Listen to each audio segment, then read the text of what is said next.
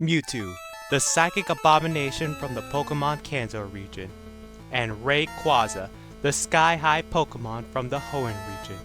These two legendary Pokemon represent the pinnacle of power and, let's be honest, favoritism in their respective worlds. But what would happen if these two powerhouses get in a one-on-one fight where anything goes? Welcome to Fiction Duel. Due to being a genetic clone of the mythical Pokemon Mew, Mewtwo shares the DNA of every single Pokemon to ever exist, making its move pool the most versatile in the series. It can launch energy attacks like Shadow Ball and Aura Sphere, that's not a Kamehameha by the way, and its signature move, Side Strike, which targets the opponent's physical defense instead of special defense. Healing capabilities in the form of the Life Force ability from the game Pokemon Conquest and the move Recover, defense options with the move Protect, and Psychic Barriers. Mewtwo can boost its power even further via its stat amplification moves like Amnesia, which increases special defense, and Nasty Plot, which increases special attack. As for mobility and mental prowess, he was able to telepathically connect with every mind on the planet, teleport, and fly.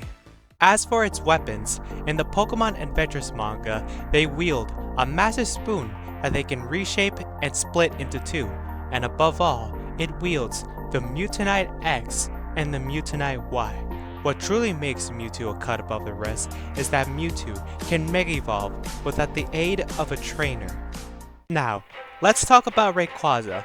Being the master of the Weather Trio, driven by instinct, Rayquaza prioritizes power above all else with Beams of Destruction via Hyper Beam, Ice Beam, and his signature move in Dragon Ascent, in which Shenron takes to the skies and dives straight into the opponent while enveloping in a green aura. Rayquaza can also enhance their speed even further with moves like Extreme Speed and Dragon Dance. However, what makes Rayquaza truly threatening are its abilities in Airlock, which eliminates weather effects, and in its Mega form, it unlocks Delta Stream, which is similar to the aforementioned with the added effect of nullifying flying type weaknesses.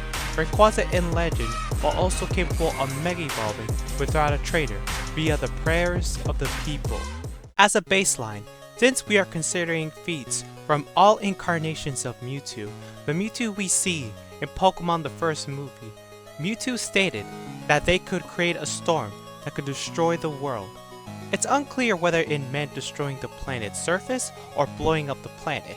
However, we can assume this would put Mewtwo at a multi-continental level. But we are not quite done with our purple cat just yet. In the Pokemon Adventures manga, Mewtwo was capable of holding its own against Deoxys and even impaling it with its spoon. Deoxys has been shown to have battles against Rayquaza itself, and in its X form, it can block an attack from 50% Zygarde.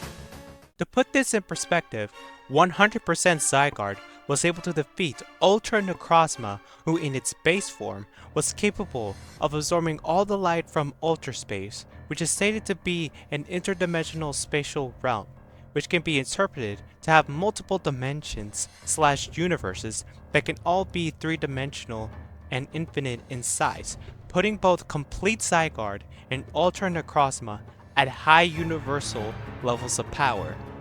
Even with the most conservative estimates, that would still put 50% Zygarde at multi-solar system level plus to multi-galaxy level plus, putting Mewtwo relatively at those levels of power. This is further supported by the feats performed by Shadow Mewtwo. Its Dark Nova super move has been calculated to be able to destroy the planet with 411.8 yotatons of TNT, and in its Mega form was able to create a realm with an event horizon and multiple stars within it, putting Mewtwo officially at multi-solar system to maybe multi-galaxy level if you take the imploding realm at face value. At most, you could say high universal for Mewtwo if you want to scale Necrozma absorbing Ultra Space to its base form as a universal feat. For Rayquaza's case, its power is a lot more clear-cut. Since lore-wise, it's stated that Rayquaza's power overwhelmed the likes of Groudon and Kyogre. Both respectively were able to manipulate the surface of the planet, casually putting Rayquaza at multi-continental plus. In the Delta episode, Rayquaza was able to destroy the Grand Meteor Delta, which would obliterate the planet. For higher end feats, in the Pokemon movie Hoopa and the Clash of the Ages, Mega Rayquaza, with the aid of Mega Latios, and Hoopa Bound, were able to contend with 6 legendaries, them being Hoopa Unbound, Primal Groudon, Primal Kyogre, Palkia, Dialga, and Giratina. I'm not saying Rayquaza can solo all of these legendary Pokemon at once. Like I said before, Pokemon of this caliber are relative to each other. What is most impressive is scaling Rayquaza to the creation trio. Palkia and Dialga were responsible for creating the current Pokemon timeline and capable of destroying the entire space-time continuum, putting Rayquaza at high universal. For speed, both legendaries are pretty much even, considering both of them have defeated the likes of Deoxys, who was able to telekinetically control the Delta Meteor across an entire galaxy, giving both Mewtwo and Rayquaza massively faster than light plus speeds.